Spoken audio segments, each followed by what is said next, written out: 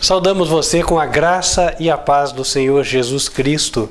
Que Deus abençoe grandemente a tua vida e que hoje Ele venha abrir os teus olhos. Posso dizer que a mensagem de hoje, ela é uma mensagem bastante impactante. Isso para quem tem o temor de Deus. Eu espero que você esteja entre eles. E é para abrir os olhos daquele que ainda não tem. Essa mensagem tem a ver com os eventos que nós vimos transcorrerem nesta semana, após o resultado das eleições no Brasil, e os movimentos que estão conformando o novo cenário no mundo. Nós vamos falar de vários eventos aqui, e eu quero ressaltar alguns deles. Guerra, Estados Unidos versus Vaticano. E nova ordem mundial. Os capítulos da Bíblia, que nós vamos usar como referência, vou colocar aqui para quem tem interesse de estudar, são Daniel capítulo 2, Apocalipse capítulos 12, 13 e 17, tá? A base está aí. Mas antes disso, nós vamos fazer aquilo que o Senhor nos ordenou,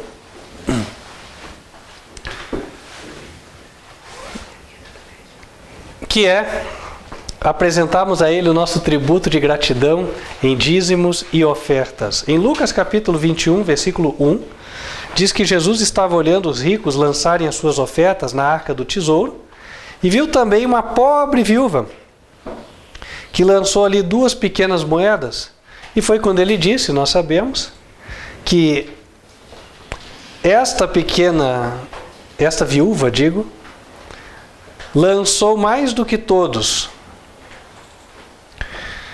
E eu quero ler hoje um comentário dessa passagem que encontra-se neste livro aqui, de título O Desejado de Todas as Nações.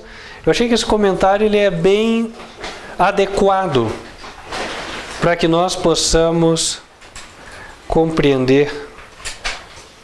Diz assim: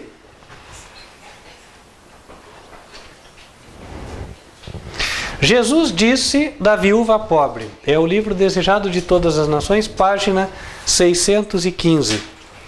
Jesus disse da viúva pobre: ela lançou mais do que todos.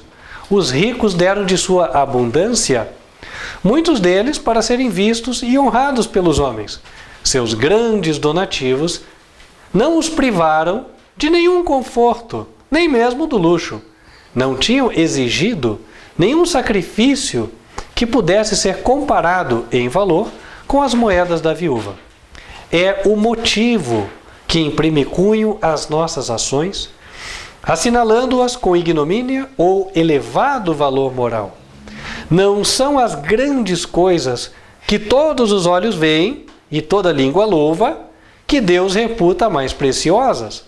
Os pequenos deveres, cumpridos com contentamento, as pequeninas dádivas que não fazem vista e podem parecer destituídas de valor aos olhos humanos, ocupam muitas vezes diante de Deus o mais alto lugar.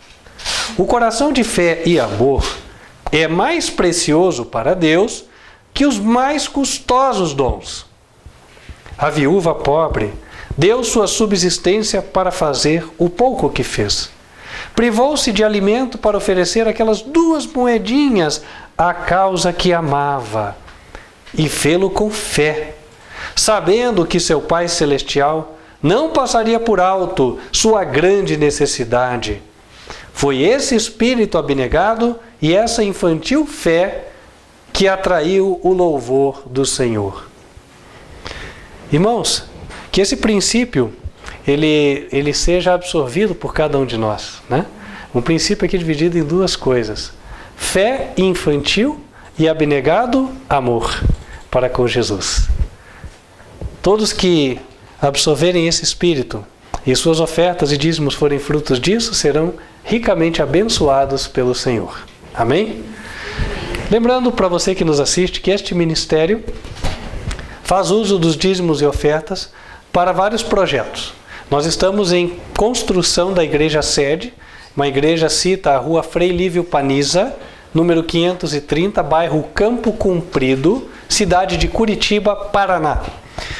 Já estamos na etapa número 5 da construção e pretendemos, com a graça de Deus, dentro de meses, estarmos lá congregando. Lá teremos melhor estrutura para vídeo, para transmissão, a fim de você que está longe possa receber a palavra, e também para acolher não só os adultos, como também as crianças em salas anexas.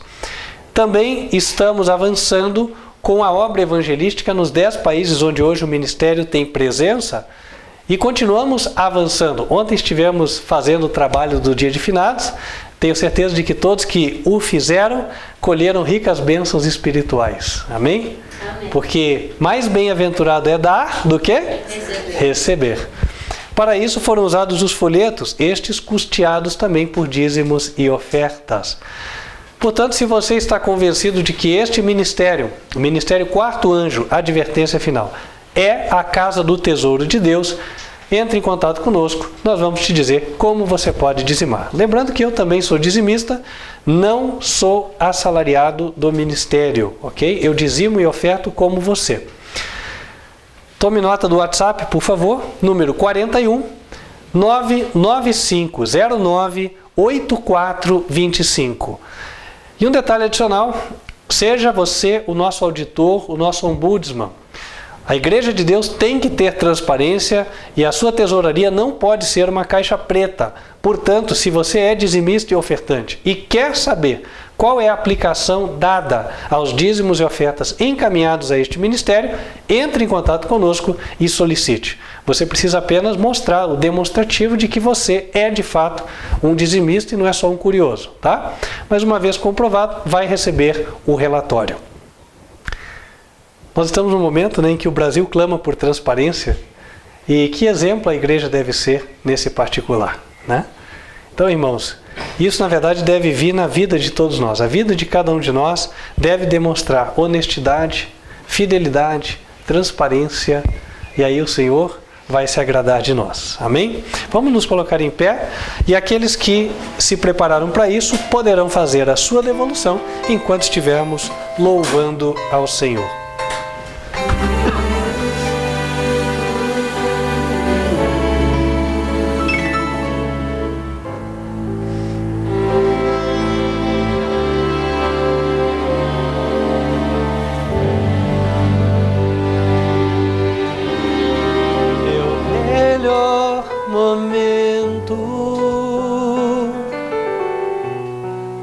Foi quando com Cristo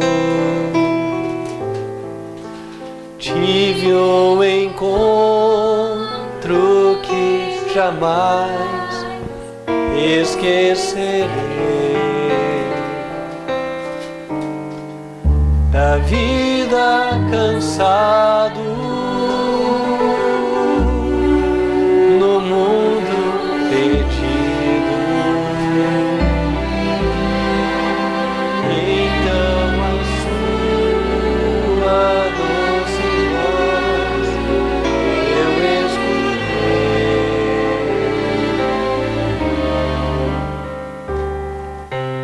tanto amor me chamou, amor que eu jamais fiz por merecer. Quando ele me disse assim: vinde a mim, se estás cansado, eu te aliviarei.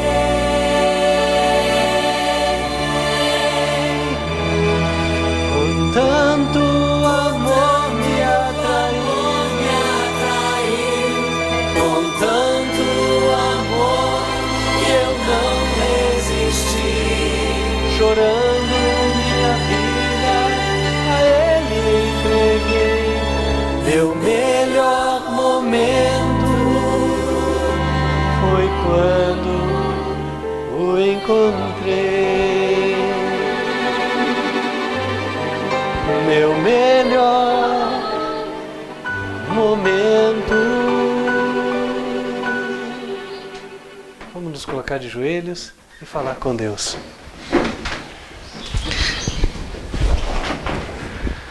Santo e bom Deus, que nos altos céus habitas, nós queremos apresentar ao Senhor essas humildes contribuições, dízimos e ofertas, pedindo que o Senhor derrame sobre elas a tua bênção. Que o Senhor abençoe os adoradores, os ofertantes, os dizimistas. Que o Senhor prospere a vida de cada um, ó Deus. Que o Senhor desbloqueie os negócios que estão presos. Que o Senhor possa abrir a porta do emprego. Que o Senhor possa, Senhor, aliviar as cargas do seu povo. E fazer com que o teu povo tenha sempre, Senhor, com o que contribuir. E abençoe, mediante a tua providência, para que, através de sábia administração, a palavra da verdade seja semeada e ela alcance todos os confins da terra. Pedimos a Deus que o Senhor possa agora nos dar o maná espiritual, o conhecimento da tua verdade, que ela venha iluminar as nossas mentes, tocar os nossos corações, converter-nos a Ti e aos Teus caminhos, levar-nos à obediência a Ti. Fortalece o Teu povo. Que ao sairmos daqui, ó Deus, saiamos desejosos e decididos a Te obedecer. Pedimos estas bênçãos em nome de Cristo Jesus. Amém. Amém.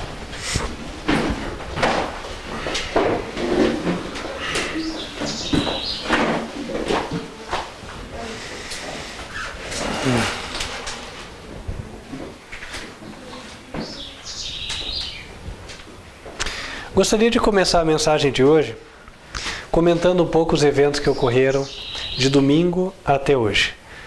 No domingo foi anunciado o novo presidente eleito do Brasil, Jair Messias Bolsonaro, que venceu com 57 milhões aproximadamente de votos.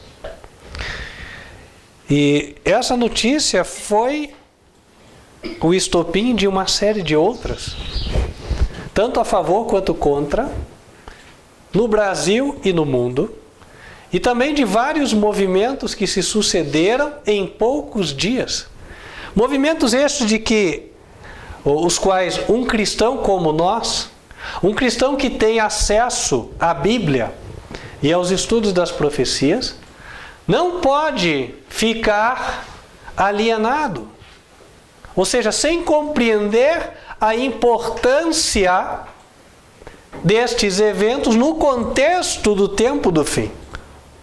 O que isso tem a ver com o término do tempo de graça que Deus concede para as pessoas se arrependerem dos seus pecados e da segunda vinda de Jesus?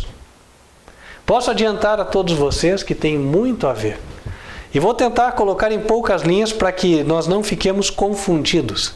Em primeiro lugar, convido todos a abrirem a Bíblia em Daniel capítulo 2.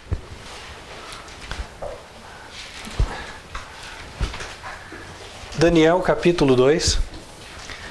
Eu não vou contar toda a história, ou seja, não vamos ler todos os versos, eu deixo isso de tarefa para casa.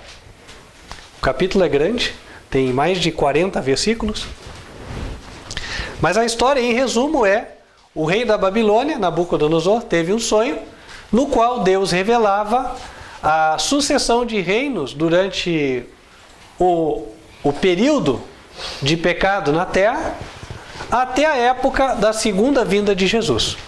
E essa revelação foi dada por meio de uma estátua, de forma que o tempo decorria de cima para baixo. A cabeça representa a época mais antiga, a cabeça era de ouro, segundo o que a Bíblia diz, representando o reino de Babilônia, por volta de 600 a.C., e essa estátua termina nos pés, a época da segunda vinda de Jesus. E nós vamos direto para esse momento.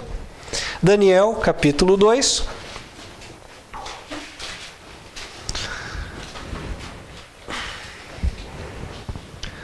versículos 41 em diante. E quanto ao que viste dos pés e dos dedos, em parte de barro de oleiro e em parte de ferro, isso será um reino dividido. Contudo, haverá nele alguma coisa da firmeza do ferro, pois que viste o ferro misturado com barro de lodo. E como os artelhos eram em parte de ferro e em parte de barro, assim, por uma parte, o reino será forte e por outra será frágil.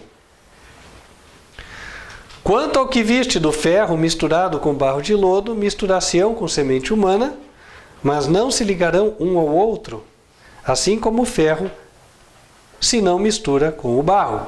44. Mas nos dias desses reis, o Deus do céu levantará um reino que não será jamais destruído, e esse reino não passará a outro povo. Esmiuçará e consumirá esses reinos e será estabelecido para sempre. Aqui a Bíblia prenuncia a segunda vinda de Jesus em poder e grande glória, onde os reinos da terra, como hoje conhecemos, não mais subsistirão, serão destruídos, e então será instaurado, será iniciado um reino de paz e justiça. Agora, não sei se os irmãos bem notaram, quando menciona-se os pés da estátua. Então, você tem aqui, né, o pé, tem lá os dedos, enfim.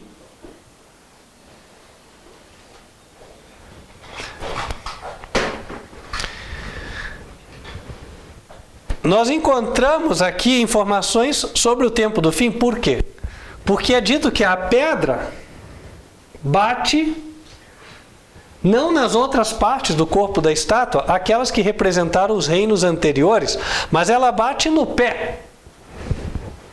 Então, daqui a evidência de que os pés representam o último reino, ou os últimos reinos existentes em nosso planeta antes da segunda vinda de Jesus. Nos pés, nós vemos os dedos. Nós sabemos que cada pé tem 5 dedos. 5 mais 5 dão 10. São 10 dedos dos pés. E isso é bastante chamativo. Por quê?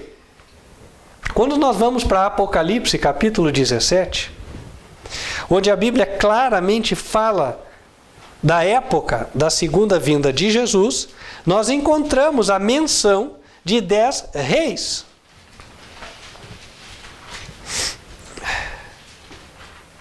Apocalipse 17, versículo 12. E os 10 chifres que viste são 10 reis, que ainda não receberam o reino, mas receberão o poder como reis por 1 hora, juntamente com a besta. Estes combaterão contra o Cordeiro, e o Cordeiro os vencerá, porque é o Senhor dos senhores e o Rei dos reis. Vencerão os que estão com ele, chamados, eleitos e fiéis. É uma outra forma de a Bíblia dizer a mesma coisa que foi vista lá em Daniel. 10 reis governarão o mundo no tempo do fim. Notem, reis não são presidentes, não são primeiros ministros, são reis. Então nós estamos falando de monarquias. 10 monarquias. Tá, e o que isso tem a ver com as eleições? Tem muita coisa. Primeiro nós vamos falar sobre a queda do PT e o tempo de graça que ainda foi concedido a nós. De fonte segura de dentro da Igreja Católica, recebemos a seguinte informação. O PT nasceu dentro da Igreja Católica, isso dito por um sacerdote católico, ok? O nome não vai ser divulgado. Portanto, o PT faz parte de um projeto de poder da Igreja Católica Apostólica Romana. Qual é o projeto de poder? De forma muito simples que cada um pode entender. Voltar a ter aquela supremacia que ela teve na Idade Média, onde existia uma nobreza do governo, que tinha uma pequena quantidade de pessoas favorecidas, que eram os amigos, um clero, que era a igreja, que também prosperava, e uma massa de camponeses pobres e ignorantes, que eram manejados de qualquer forma, e que as classes privilegiadas não estavam nem aí para eles. O que nós estávamos vendo acontecer aqui não era muito diferente. Por exemplo, olhem para o nosso vizinho, Venezuela. Quanto que estava valendo o bolívar, a moeda venezuelana? Um caminhão de bolívares para comprar um carro, talvez. Né? De bolívares. Você ganha lá um bolo assim de bolívares e não consegue passar o mês. A população naquela miséria que a gente tem visto. Aquele é o fruto de um governo bolivariano. O que é o governo bolivariano? Um governo alinhado com o PT. E o que é um governo PT? Um governo alinhado com as metas do Fórum de São Paulo. E o que é o Fórum de São Paulo? Para quem não sabe, o Fórum de São Paulo é uma instituição, ou uma organização, que se diz ter sido criada na década de 70, da qual participam pessoas consideradas como pensadores, cientistas políticos, enfim, e sacerdotes católicos, que têm um propósito, de transformar a América Latina num grande país de esquerda, país socialista, país comunista. E isso bate com algo que desde 2008 está registrado nesse livro, que foi publicado na época, o 8º. Eu estou aqui lendo a página 64. Eu vou ler um pouquinho antes também. Página 61 desse livro. Diz assim, ó.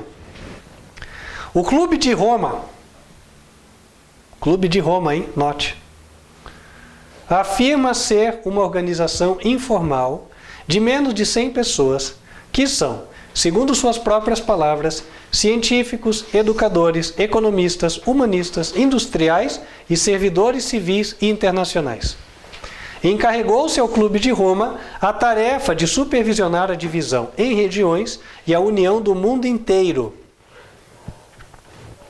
As conclusões e recomendações do clube são publicadas de tempo em tempo em relatórios especiais e altamente confidenciais que são enviadas à elite do poder para serem postos em prática.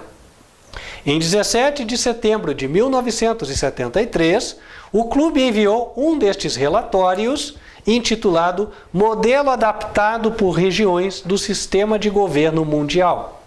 O documento revela que o clube dividiu o mundo em 10 regiões políticas econômicas, as quais chama de reinos. Dividiu o mundo em 10 regiões. E essas 10 regiões foram chamadas de reinos. Agora voltem para Apocalipse 17 e vamos ler juntos o versículo 12. E os 10 chifres que viste são 10 o quê? Reis que ainda não receberam o reino. Quantos reinos vai ter no tempo do fim? 10. E o Clube de Roma aqui planejou a divisão do mundo em quantos reinos? 10. Esse clube está sediado em qual cidade? Roma. O que a Bíblia tem a dizer sobre Roma? Apocalipse 17, versículo 18. Falando lá da mulher, da Igreja Católica que está em Roma. E a mulher que viste é a grande cidade que reina sobre os reis da terra. É ela quem manda. É ela quem dita as cartas. É ela quem dá as cartas. E aí eles traçaram um mapa. O mapa da nova ordem mundial está aqui, ó, na página 64 desse livro. Está aqui. Ó, você está dando para ver bem, Cândido, na câmera? Ok? Está aí, ó. Nós somos a região número 6. Né? Eu sei que está um pouquinho distante aí para todo mundo. Sei que os irmãos já viram várias vezes esse mapinha, né? Nós somos a região número 6. A região número 6 corresponde exatamente à América Latina. E o que é que o governo PT tem a ver com isso? Simples. Desde que o PT assumiu, nós vimos o dinheiro do Brasil indo para os demais países da América Latina para fazer o quê? Apoiar os governos de esquerda destes países. E consolidar uma união deles. Vocês devem ter ouvido nessa época de governo PT uma palavra, multilateralismo. Né? Essa palavra também ela sai da boca dos chineses, multilateralismo. Por quê? O que é multilateralismo? A ideia é a seguinte: não queremos mais os Estados Unidos como chefes do mundo. Nós queremos que o poder seja dividido. Nós queremos que agora o mundo encontre uma nova organização. Agora, quem é que está por trás disso? O Vaticano. Por quê? Os Estados Unidos são uma pedra de tropeço no plano do Vaticano, que é o plano de dominação mundial. E aí o que é que acontece? Aqui na América Latina estava se consolidando uma união desses países da América Latina que estavam constantemente, inclusive, atacando os Estados Unidos. Vocês se lembram disso? Né? Principalmente a Venezuela, né? Como atacava. E aí entrou o governo Donald Trump e aparentemente inverteu o jogo. Veio aqui no Brasil e agora quem ganhou foi a direita. O interessante é que quando a direita ganhou, a Folha de São Paulo começou a bater duro, falar contra. O governo nem começou, já estão falando mal. Não é assim? Sim. A UOL, que é do Grupo Folha, mesma coisa. Né? Tem dúvida? Depois que passar o sábado, não agora, mas quando passar o sábado, entra no site da UOL, pegue a primeira notícia que falar do governo e veja se vai falar bem ou mal. Aí vocês vão saber se estamos falando a verdade aqui ou não. Né? E se ainda ficar dúvida, faça isso durante 3 dias. Pegue todas as notícias lá e fala assim, vou fazer uma média, o que fala bem e o que fala mal. Aí você vai ter já um parâmetro para avaliar. Jair Bolsonaro ganhou no Brasil. Em seguida, lá fora no mundão, aqueles grandes jornais internacionais estavam dizendo, olha, entrou um radical ultradireitista no Brasil, né? O regime fascista, o Brasil está em perigo e tal. E aqui, o povo está achando isso? Interessante, aí a gente começa a raciocinar, irmãos. Quantas vezes os muçulmanos foram pintados para nós de bandido, de diabo e de qualquer coisa, né? Sabe-se lá o que estava realmente acontecendo naqueles países. Porque a imprensa pinta você com a cor que ela quiser. Né? E aí o que acontece? Ontem até eu recebi aí no WhatsApp, aliás, vi no WhatsApp de alguém, essa eu não recebi não, uma entrevista do general Mourão à BBC de Londres, se eu não me engano, né? Onde estavam questionando ele sobre isso. Como é que ficam as minorias, porque o governo de vocês é intolerante e tal, e não sei o quê. Aí ele teve que dizer, não, tem coisas que foram ditas, são retóricas eleitorais e tal. Enfim, eu não vou entrar no mérito da questão, não sou partidário da direita, mas eu estou colocando essas coisas para vocês, para que a gente consiga entender o contexto das profecias. Isso é importante. Ora, qual era o plano, o projeto do PT? Era consolidar isso aqui. Tem prova? Tem. Em 2010, no governo Dilma Rousseff, foi constituída uma união dos países da América Latina chamada de CELAC, Comunidade dos Estados Latino-Americanos. Ela uniu todos os países da América Latina, à exceção de Honduras, se eu não me engano. E aí, todos eles falando de reforma social e tal. Inclusive o senhor Luiz Inácio Lula da Silva, que não é nenhum metalúrgico ignorante, igual a mídia fala, não tem nada a ver. Esse homem estudou na Universidade Johns Hopkins, lá nos Estados Unidos, um cara preparado para vir fazer o que fez aqui. Inclusive deu aula para pessoas que trabalharam no projeto de harmonização da nova ordem mundial e deu as disciplinas de reforma social e sindicalismo. E não deu aula só no Brasil. Então, assim, não é sem causa que o Fernando Haddad vinha aqui receber instrução dele. Vocês acham que se ele fosse um Zé qualquer, desculpe o termo, né? O candidato à presidência ia vir aqui para receber instruções? Opa, esse homem sabe o que faz. Né? Então assim, e é por isso que a mídia não abandonou ele. Ele faz parte desse projeto de poder da nova ordem mundial. O Jair Bolsonaro apareceu de repente e foi a pedra no sapato. Como na eleição passada seria o Eduardo Campos, que tinha chances de vencer. Lembram do Eduardo Campos? Sim. Arrumaram um voo da morte para ele, né? Então, lá ele ficou. E a ideia com o Jair Bolsonaro era a mesma coisa, era matá-lo, daí o atentado, certo? Para tirar do caminho o único que poderia frustrar os propósitos da Igreja Católica e do PT. E aí o que aconteceu? Outro detalhe, né? O pastor é contra a Igreja Católica. Não, não é isso não. O MST, dito por católico, o MST, sabe onde ele nasceu? Foi criado pela Pastoral da Terra da Igreja Católica. A Pastoral da Terra da Igreja Católica, né? Lá nos idos de 2000, eu recebi um e-mail, aí eu não vou pôr a minha mão no fogo para dizer se é verdade ou não, mas é pelo menos estranho. Um e-mail onde diziam, olha, o grupo Folha de São Paulo, enfim, já foi comprada por uma organização que é ligada ao Opus Dei da Igreja Católica. Se era ou não vou entrar no mérito. Mas que é verdade que a Folha favorece os interesses da Igreja Católica, é só você ver as notícias, não tem muita... né? O que a Folha fez, até espalhando notícia aí de funcionário fantasma de Bolsonaro, que eu me lembro que apareceu, né? Tudo que eles podiam fazer para tentar derrubar aquele que ia impedir o caminho do PT, fizeram. E aí, irmãos, o plano deles era esse aqui, estabelecer a região número 6. E de repente, entrou a pedra no sapato. Por quê?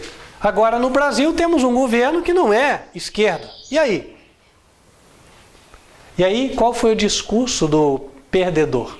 Sabem que o praxe é o candidato à presidência que perde ligar para o vencedor e dar os parabéns, cumprimentar.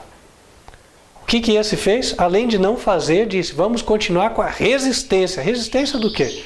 Resistência, agora eu vou falar a verdade, que ele não disse, mas aqui você vai escutar. A resistência à forma de governo atual que não interessa ao projeto de governo, não só do PT, da Igreja Católica. E quem que está nessa?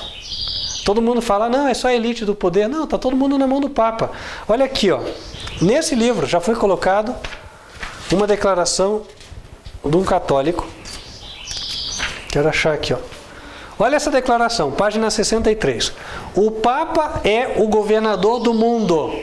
Todos os imperadores, todos os reis, todos os príncipes, todos os presidentes do mundo são seus assistentes. Ou assim eles querem que seja. E quando alguém entra que não faz parte do esquema, qual que é a regra? Eliminar. Eu tenho receio de tentarem envenenar ou fazer um atentado contra esse presidente eleito. Como, segundo a história conta, as más ou boas línguas, você que julgue, dizem que envenenaram o Tancredo Neves, né? Primeiro civil a ser eleito presidente do Brasil. Isso foi em 85, eu já era vivo. Me lembro, né? O pessoal em volta do túmulo dele lá. Então, irmãos, o projeto era esse aqui. Por quê? Porque nós somos a região número 6 de um total de 10. E a Bíblia diz que quando eles formarem esse governo de 10 reinos, então Jesus volta. Esse governo é o último, antes da volta de Jesus. Tá, agora vamos para uma outra evidência que assim... Os sábios vão entender. Os que não são sábios vão só criticar. Mas aí paciência, eu não estou aqui para ficar agradando o crítico, né? E aí, irmão Cândido, vou pedir uma ajuda aí com o internet, né? Que é o seguinte. Aquele texto de Salmos que fala, põe as suas insígnias por sinais. Há um texto em Salmos onde fala que as pessoas põem as insígnias por sinais. O que quer dizer isso? Na época do Império Romano, por exemplo... Quando o exército chegava no lugar, eles vinham com o famoso estandarte. O que era o estandarte? Um cabo com um brasão aqui, certo? Marcando que agora o poder romano conquistou essa terra. Salmo 74, verso 4, isso? Vamos ver? Exatamente. Então vamos ler lá. Porque a Bíblia fala que tudo que aconteceu volta a acontecer. Olha o que diz. Olha o que o salmista fala, versículo 1. Ó Deus, por que nos rejeitaste para sempre? Agora ele vai falar dos inimigos de Deus. Versículo 4. Os teus inimigos, os inimigos de Deus, bramam no meio dos lugares santos. Põem neles as suas insígnias por sinais. Os inimigos de Deus põem as insígnias por sinais. Então tem símbolos, e através dos símbolos você identifica. Existe código de cor, existe código de brasão, código de sigla e etc. Ó, e eu vou passar alguma coisa aqui para vocês. Eles gostam muito de pelo menos 2. E eu já vou tentar unir os 2 num só. Um triângulo vermelho aqui, ó. Pronto. O que nós englobamos aqui? No vermelho, nós englobamos todas as entidades que têm uma conexão ou cooperam com a besta do Apocalipse. Abram lá em Apocalipse 17, versículo 3.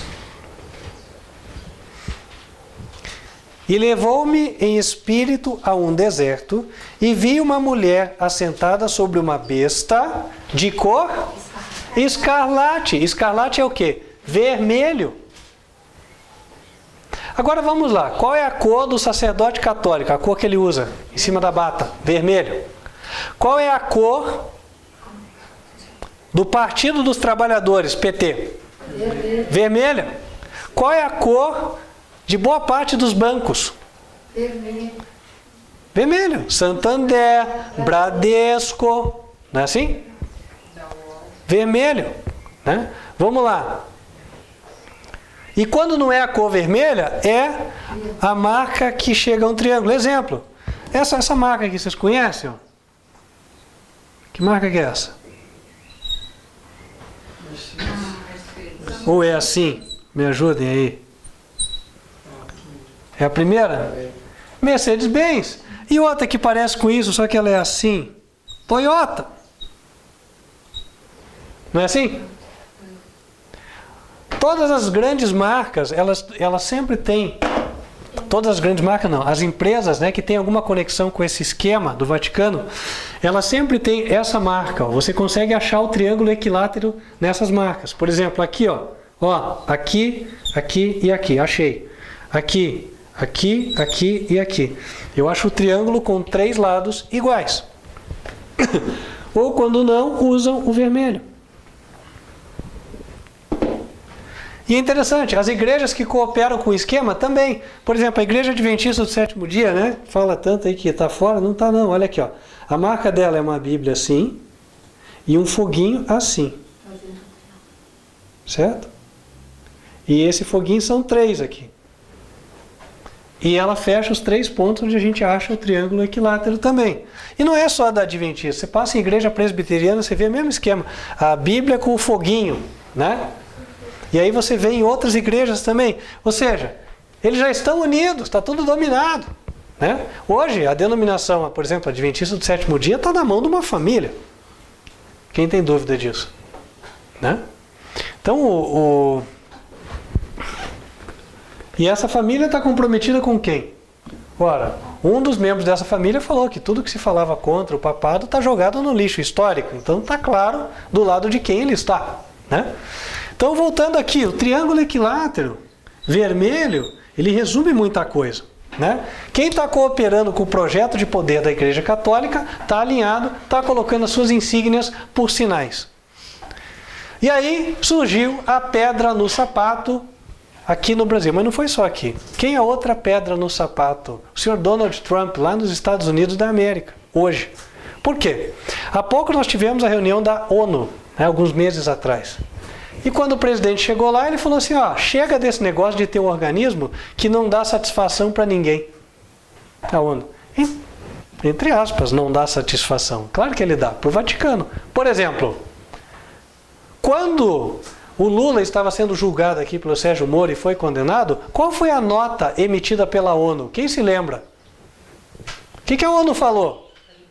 Garantam os direitos do presidiário Lula para que ele seja, claro que eles não disseram presidiário, né? Eles disseram ex-presidente, para que ele possa concorrer às eleições. E por quê, irmãos? Por causa desse projeto de poder aqui, ó. Isso aqui tem a ver com a profecia. Entenderam? Isso tem a ver com a profecia. A questão não é, eu não vou vestir a camisa do 13, do 17, não interessa. Jesus falou, meu reino não é deste mundo. Quem subir lá, a gente tem que orar para que Deus abençoe. Na eleição passada, foi a Dilma Rousseff, eu estava orando. Falei assim, bom, a partir de agora é a excelentíssima senhora presidente do Brasil, Dilma Rousseff. Independente de ser de qualquer partido, é a presidente. Aí a Bíblia fala, nós temos que orar pelas nossas autoridades. Porque na paz delas, nós teremos a paz. Agora, nós temos que estar com os olhos abertos para a profecia. Nós nos aproximamos do tempo do fim. O que estava acontecendo? Estava se consolidando aquela união na América Latina. E de repente houve um basta. Irmãos, ficou evidente que a mão divina atuou nessa eleição. Ficou ou não ficou? Como é que pode um candidato que não tinha alianças partidárias? Um candidato que não tinha espaço na mídia? Ontem me contaram, eu nem sabia, porque eu não tenho televisão em casa. Até me confirme, eu não vou dizer isso como verdade, né? Mas parece que ele tinha só alguns segundos na televisão, enquanto que tinha... Oi? 8 segundos na televisão, enquanto outros candidatos tinham mais de 10 minutos, não era isso? Na televisão? Então, na campanha está agora olha só, né? E outro detalhe, ganhou a eleição de pijama, né? Sim. Em casa. Como é que você explica isso? Como você explica o povo fazendo campanha para uma pessoa sem a pessoa pedir? Né? Eu conheço pessoas, né? Que me falaram, não, eu chegava em casa, estava até de madrugada lá disparando vídeo, fazendo não sei o quê. Eu nunca vi isso. Nunca vi isso aqui. Né? Então, o que aconteceu? Irmãos, Deus colocou a mão e disse, até aqui virás e não mais, pelo menos por enquanto. Né? Agora, a profecia da Bíblia serve para nos esclarecer uma coisa. Os vermelhos vão voltar. Os vermelhos vão voltar. Então não pensem que, graças a Deus, Deus livrou o país, agora vai ser tudo maravilhoso, e esquecer que nós estamos no tempo do fim.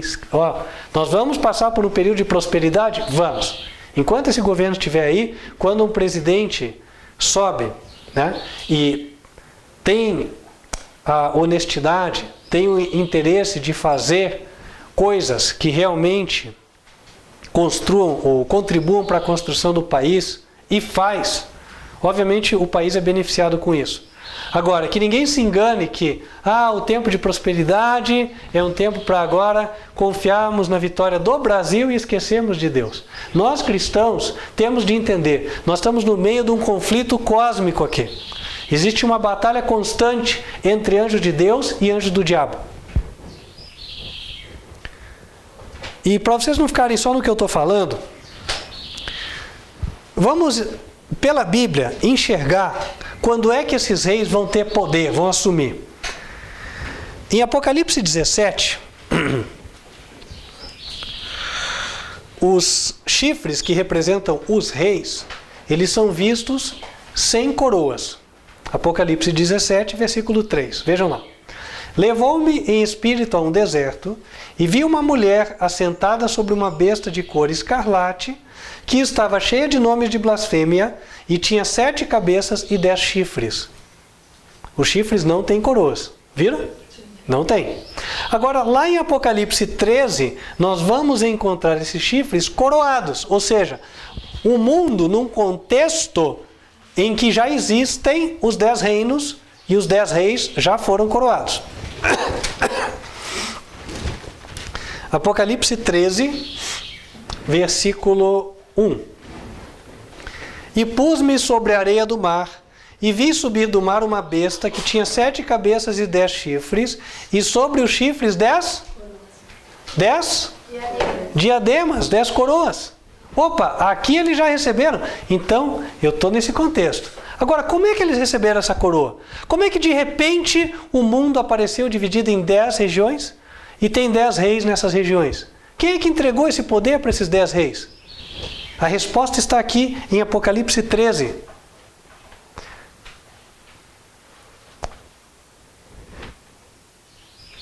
Versículo 2. E a besta que vi era semelhante ao leopardo, e os seus pés como os de urso, e a sua boca como a de leão. E o dragão deu-lhe o seu poder, o seu trono e grande poderio. Quem que deu o poder para ela? O dragão. Quem que é o dragão? Tá, em primeira instância é o diabo. A aplicação primária é o diabo. Só que a Bíblia nos dá uma informação adicional em Apocalipse 12. Dê uma olhada lá. Apocalipse 12, versículo 3. Vamos ver se vocês conseguem pescar. E viu-se outro sinal no céu, e eis que era um grande dragão vermelho, que tinha 7 cabeças e 10 chifres. Qual era a cor do dragão? Vermelho. Vermelho. Quem que o dragão representava? Os vermelhos. Cai de maduro. Está difícil de enxergar? Ou está fácil de enxergar? Agora vamos a partir daí analisar algumas coisas, né? Nesta semana nós vimos a Folha de São Paulo colocando uma reportagem onde dizia que a China estava preocupada com esse alinhamento do Brasil com os Estados Unidos, né? E aí dizendo que o Brasil tem um comércio de 50 bilhões de dólares com a China. Só que eles colocaram não em negrito, e está na mesma reportagem, que o Brasil compra 75 bilhões de dólares da China. Ou seja, na prática, o Brasil, nas negociações com a China, perde 25 bilhões. Isso importa 25 bilhões a mais do que exporta, se eu entendi bem a reportagem, né? Agora, por que a China ficou assim? Porque antes, no governo PT, o governo vermelho do PT estava alinhado com o governo da bandeira vermelha da China, a China comunista. Certo? E agora que mudou o Brasil, a China ficou preocupada, porque acabou a mamata.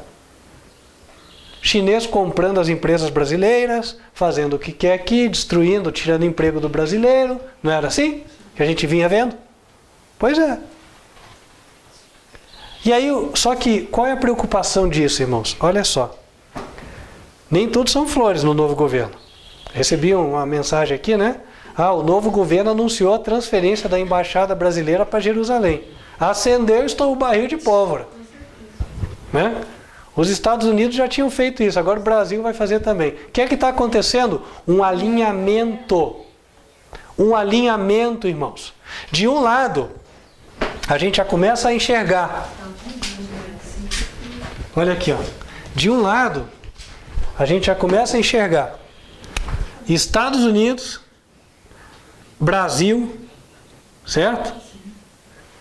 Vamos ver quem mais que vai se alinhar aqui. Outros países da América, vamos ver. Da América Latina. Vou colocar entre parênteses aqui, né? América Latina. Por outro lado, quem que o Donald Trump dos Estados Unidos anda cutucando? Rússia, China, outros países aí, né? E as potências da Europa, alguma delas. Então está havendo um alinhamento.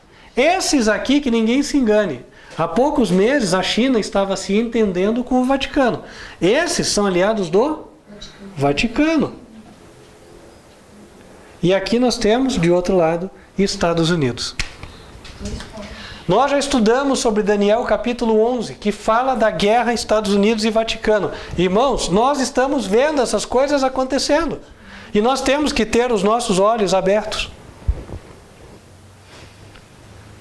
Eu arrisco dizer que essa vitória temporária da direita aqui no nosso país é o último suspiro antes da nova ordem mundial. Talvez seja, vou colocar assim, talvez seja o último suspiro antes da nova ordem mundial entrar. E quando a nova ordem mundial entrar, é quando os vermelhos assumirem o controle. Quando eles finalmente vencerem. Quando eles dominarem. E tudo aquilo que nós tínhamos medo de entrar pelo governo do PT, entrar de fato. E aí o mundo vai clamar pela segunda vinda de Jesus. E é por isso que ele vai voltar. Irmãos, agora o governo, aliás, o mundo vai se conformar em monarquias. Talvez você pense, isso é uma viagem do pastor, uma loucura. Mas este é um outro movimento que caminha nas sombras. Na verdade, é um movimento que antes era dominante e nunca esteve morto. E vocês vão se surpreender com algumas coisas aqui. Por exemplo, existem vários países do mundo que até hoje são monarquias, né? Reino Unido, por exemplo, a Inglaterra, né? É uma monarquia. 23,3% dos estados independentes são hoje reconhecidos como monarquias. Está aqui na Wikipedia, né? Eu não vejo muita razão para desconfiar dessa informação aqui. Alguns países que até nos surpreendem são monarquias. Exemplo, Canadá. Canadá é uma monarquia, né? Dinamarca, Espanha, está aqui. Tem uma série de países inexpressivos aqui. Noruega, Países Baixos, né? Reino Unido, que esse é o mais... Suécia. Tantos países aí. Japão, né? O próprio Vaticano, claro, né? Uma monarquia absolutista não hereditária, é o nome técnico deles, ou seja, o Papa é o rei, enquanto vive. Então, irmãos,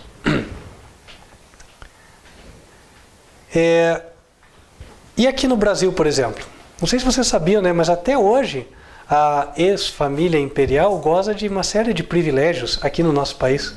Existe a Casa Imperial, e inclusive nessas eleições, não sei o resultado, como é que foi, mas tem uma notícia aqui da Gazeta do Povo, do Paraná, falando que o Dom Felipe Orleans de Bragança estava para concorrer às eleições como deputado, né? E não só ele, vários outros para tentarem compor parte do Legislativo. E com quais propostas? Por exemplo, em 2017, no ano passado, aprovaram a sugestão... Aprovaram não. Vieram com uma sugestão de legislação para um referendo no Brasil. O que é um referendo?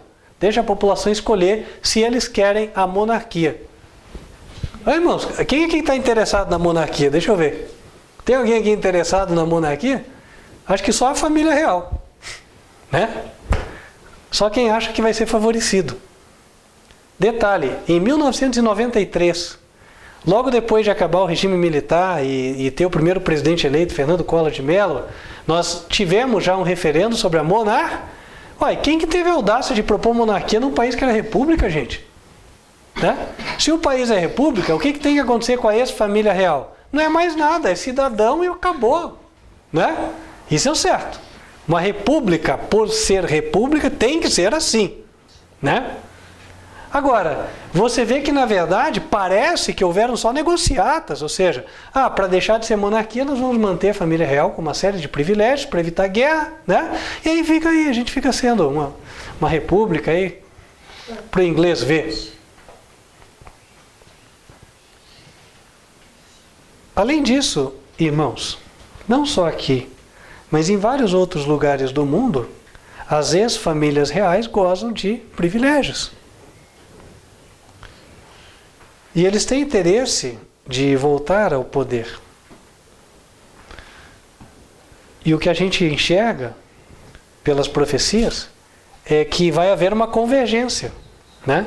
Uma convergência dos interesses da Igreja Católica com os interesses desses favoráveis à monarquia. Então, quando você ouvir monarquia, pode saber, isso é o projeto do diabo, né? E é o projeto que vai nos levar aos últimos dias da história da Terra. Monarquia é um governo no qual a lei é a vontade do governante. Já pensaram? É terrível. Se o governante acorda de mau humor e baixa um decreto lá para matar todo mundo, é a lei. É assim. É o pior governo. mas é o que mais favorece o Vaticano, principalmente se o monarca for submisso ao Papa. E é o que vai acontecer nos últimos dias. Deus vai permitir que o pior governo seja instaurado para que todo mundo veja os resultados do pecado, os resultados de seguir as formas erradas de religião, o resultado de seguir as propostas erradas de governo. Só existe uma forma de religião verdadeira, aquela que está em João 17, versículo 3. A vida eterna é esta, que te conheçam a ti, o Pai, como único Deus verdadeiro, e a Jesus, não só em pessoa, mas em caráter, com aquele a quem o verdadeiro Deus ensinou. Seguir o exemplo de Jesus. E existe uma só forma de governo verdadeira, é aquela que confere plena e total liberdade de consciência a cada cidadão, onde o governo do Estado é somente o governo civil e ele não intromete-se em assuntos de religião. Hoje em dia vocês têm ouvido essa frase, essa palavra, Estado laico. O que é o Estado laico? A ideia do Estado laico é que exista liberdade de consciência. Se você quiser ser da religião afro, pode. Quer ser uma religião cristã, seja. Quer ser ateu, seja. Você tem liberdade. Mas tudo isso vai ser tirado. O diabo está trabalhando para tirar. E nós estamos vendo isso acontecer. O movimento monarquista vem caminhando também por trás das cortinas. E você não se engane, hoje em dia o brasileiro fala, não, porque lá no parlamento só tem corrupto, tem que tirar todo mundo e tal. Olha, nós estamos chegando num ponto onde parece, aos olhos de muitos, que a última cartada é essa agora, desse presidente que entrou. E se não der certo, então tem que abolir aquilo lá. Há alguém que quer que o povo pense assim. Por quê? Para instaurar uma monarquia, o povo tem que estar desacreditado da forma de governo existente. Ou seja, não, presidente não serve. Tem um monte de deputado, senador não serve, são tudo ladrão, bandido, tal. Tira tudo isso aí, vamos tentar uma forma de governo diferente. E aí vamos escutar o que a gente já tem escutado. Esse candidato pode não ser o melhor, mas é melhor do que o que está aí. A gente pelo menos tem que mudar, tem que tentar alguma coisa diferente. Quantas vezes você já escutou isso? Né? Então eles tentam a ordem a partir do caos. Nesse contexto, irmãos, como é que Deus quer que nós hajamos? Em primeiro lugar, que nós estudemos as profecias. Porque não havendo profecia, o povo se corrompe. Vão vir enganos de toda a natureza. E se você não estiver estudando, se você não estiver firmado na palavra de Deus, conhecendo profundamente o que Deus revelou de antemão, você vai ser enganado por um ou por outro engano. Tem gente que está amargurado aí, mesmo pessoas religiosas, porque o PT não ganhou. Amanhã vai ter gente amargurada porque a direita sofreu qualquer coisa. E assim vai. O diabo tem engano para todo mundo, então a gente tem que entender, nós temos que compreender as profecias. Segundo, temos que ter ciência de que esse mundo já foi. Não é porque agora nós vislumbramos alguns anos de prosperidade para o nosso país que nós podemos fazer planos como se Jesus fosse voltar daqui a 50 anos. Não vai ser assim. Não vai ser. Irmãos, na época da destruição de Jerusalém, lembra que Jesus falou que Jerusalém seria destruída? Lembra? Daí os romanos vieram, os vermelhos chegaram, porque os romanos eram os vermelhos. Tinha o estandarte lá com vermelho, a roupa vermelha, enfim. Quando eles chegaram em Jerusalém, entraram, os rebeldes se refugiaram no templo e de repente, sem motivo aparente, o general Sestio manda as tropas recuarem. Quando elas recuaram, os judeus caíram em cima na retaguarda do exército romano e quase que destruíram o exército romano inteiro. Foi uma grande vitória da direita da época, por assim dizer, né? E o que aconteceu? Ficaram felizes, acharam que tinha chegado o tempo da libertação nacional, de que agora séculos de prosperidade estavam no horizonte dos judeus. Enquanto isso, os servos de Deus sabiam, aquele era o sinal da ruína. Abandonaram tudo que tinham em Jerusalém e foram embora. E não demorou muito, os romanos voltaram. E hoje, Vocês podem escrever: os vermelhos vão voltar. Os vermelhos vão voltar. Não pensem em acumular tesouros nessa terra. Vocês vão perder o que vocês investirem.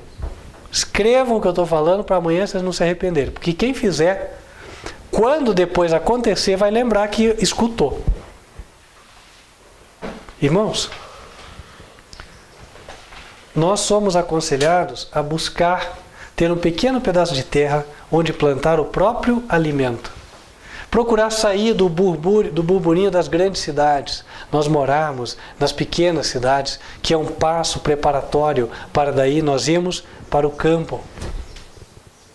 Certo? Deus nos deu conselhos. Ele quer que nós ajamos pela fé, mesmo não enxergando tudo. Nós temos de agir pela fé. Se nós agirmos pela fé, mais tarde Deus vai revelar o panorama para nós. Agora, se Deus revelasse tudo antes da gente tomar a decisão, nós já não andaríamos pela fé, andaríamos pela vista. E não é assim que deve ser. Então, meus queridos irmãos, receba essa mensagem como um apelo do céu. Deus está chamando o seu povo para que tome as decisões certas, enquanto há tempo. Tivemos um tempo de graça concedido agora. Quanto ele durará, eu não sei. Irmãos, eu tenho receio de que tentem envenenar esse presidente eleito. Eu tenho. Quem não tem? Né? Eu me lembro do significado do nome máfia, que inclusive está associado a esses grupos aí que pretendem dominar. Máfia. Sabe o que significa máfia? Mazzini, que era o nome da pessoa, autoriza.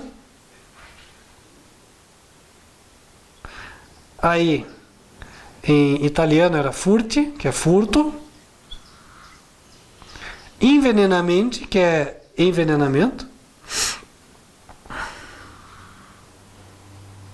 E assassinati, que é assassinato.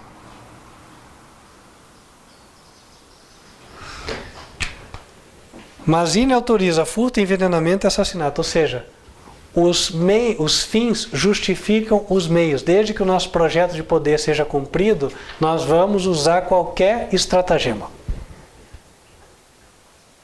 Irmãos, quem não viu notícia de que estava para entrar aqui pelo Paraguai carros-bomba agora na época da eleição? Né? Bombas para fazer um atentado. Por que o candidato à presidência que venceu, nas últimas semanas de eleição, teve a sua escolta dobrada?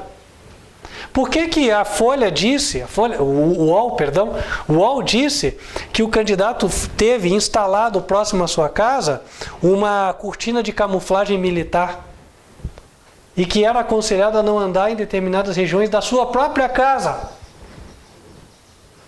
Irmãos, e por que esse mesmo candidato disse assim, olha, eu estou segurando muita coisa aí que vocês nem fazem ideia? Obviamente porque a inteligência deve saber o que está acontecendo. E por que tem gente falando, porque são torturadores? Eles falam tanto que o regime militar torturou e tal, só que o que eles não falam é quem o regime militar torturou. Torturou os terroristas, torturou os partidários desse projeto de poder, torturou, né, as pessoas que não tinham boas intenções para o país. Né? Então, assim, meus queridos irmãos, a história ela tem sido reescrita. Muito vilão tem sido pintado de herói e muito herói tem sido pintado de bandido. Né? Onde é que a gente vai ter segurança? Não é nas notícias, é na palavra do Senhor. Né? Deus hoje está dando privilégio. Vocês são privilegiados de estar escutando o que estão escutando aqui. Né? Porque a maioria das pessoas não tem acesso à verdade. Não sabe.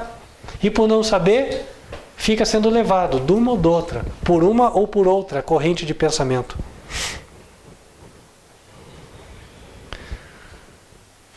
A Bíblia diz, e por se multiplicar a iniquidade, o amor de muitos esfriaria. É o que a gente está vendo hoje. Só que daí ela nos dá uma advertência. Mateus 24, versículo 13. Mas aquele que perseverar até o fim será salvo. E este evangelho do reino será pregado em todo o mundo, em testemunho a todas as gentes, e então virá o fim. Irmãos, a partir dessa providência que Deus deu, começada no domingo passado, nós que conhecemos a verdade presente, nós temos uma janela de oportunidade. Uma janela de oportunidade para levarmos o Evangelho com liberdade ao mundo. E essa janela de oportunidade precisa ser bem aproveitada. De que forma? Vamos nos consagrar a Deus. Vamos nos dedicar a anunciar o Evangelho e investir tudo o que nós pudermos. Agora, que é ainda quando nós teremos oportunidade. Depois nós não teremos mais. Então, meus irmãos, aconselho a cada um a fazer as suas orações, pedindo a Deus sabedoria para o que fazer, até com o seu próprio patrimônio. Porque Ellen White diz assim, né? E nisso eu creio que ela foi inspirada. Ela falou assim: aqueles que inquirirem, ou seja, perguntarem a Deus com respeito ao que fazer com as suas propriedades, saberão quando e por quanto vender. Amém. E para aplicar o dinheiro na obra, claro, né? Então assim, irmãos, os avisos dos últimos dias estão sendo dados. Vocês têm um pastor que está sendo fiel a vocês. Agora, o que vocês vão fazer com essa mensagem? Aí eu já não sei. Não compete a mim. O que compete a mim é transmitir o recado. E orar, claro, né? Orar porque é o Espírito de Deus que trabalha no coração de cada um. Então, irmãos, meu sincero desejo que vocês todos tomem decisões sábias. Porque se vocês tomarem decisões sábias, amanhã lá no futuro, vocês vão estar de alma lavada. E vocês vão poder dizer uma coisa que o apóstolo Paulo disse quando ele estava para completar a sua missão. E eu realmente espero que todos vocês possam dizer isso. Está lá em Atos, capítulo 20.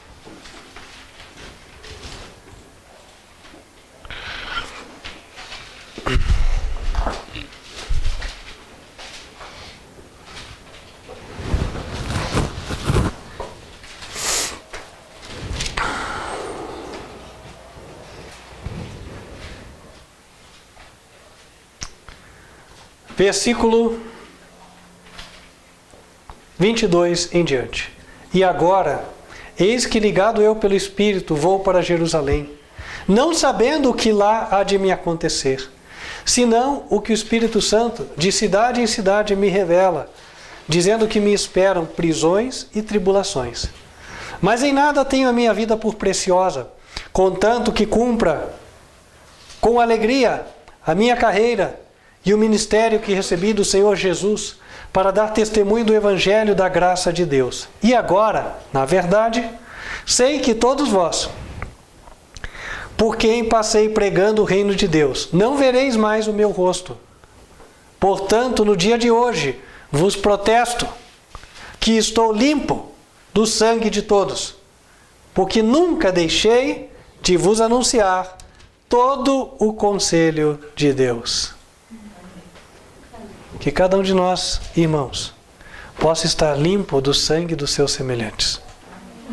Possa, com a consciência tranquila, dizer diante de Deus: eu fiz tudo que estava ao meu alcance. E que nós possamos nos reunir em breve, lá em torno daquela árvore da vida. A cada mês, quando vamos comer aquele fruto da árvore, e com alegria dizemos uns aos outros: nossa, que bênção que foi, né? Na época, nos sacrificamos, mas olha quantos se agregaram. Quantos estão aqui hoje? Estou feliz por isso. Irmãos, que assim seja, em nome de Jesus. Amém.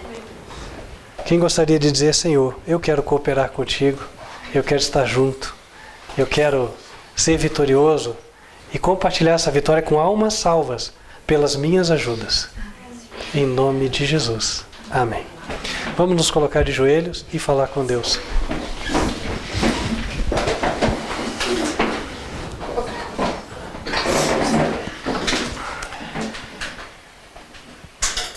Senhor nosso Deus, que nos altos céus habitas, nós agradecemos as bênçãos dadas até aqui. Pedimos que o Senhor derrame o Teu Espírito sobre nós. Que o Senhor nos guie, Senhor, para que possamos tomar decisões sábias. Para que nós possamos, Senhor, fazer o máximo pela salvação das almas. Sabendo que falta pouco tempo para sairmos dessa terra e estarmos para sempre com o Senhor. Pedimos a Deus que não tire de nós o senso da urgência do tempo. Que deixe-nos despertos, alertas e atentos para fazermos a Tua vontade e sabermos o que o Senhor espera de nós. Abençoa cada um que aqui se encontra, abençoa cada um dos que nos assiste, ó Deus. E abençoa em especial a Tua obra, para que o Teu Evangelho chegue a toda nação, tribo, língua e povo. Pedimos estas bênçãos em nome de Cristo Jesus. Amém. Amém. Irmãos, me ocorreu de colocar uma coisa aqui para todos. Tanta gente, até crentes, estava fazendo compartilhamento de mensagens políticas. Por que não fazer de uma mensagem como essa? Compartilhe, né? Faça o teu evangelismo virtual, use o teu telefone. Mande para aqueles que você ama. Mande para aqueles que ainda não têm luz.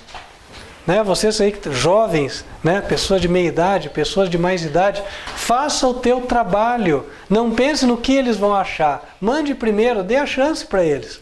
Né? Cada um tem que ter a sua própria oportunidade. E hoje é tão simples, né?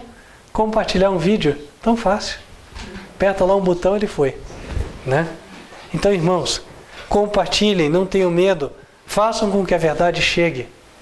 Vejam o que aconteceu no âmbito político com a contribuição pequena de cada um.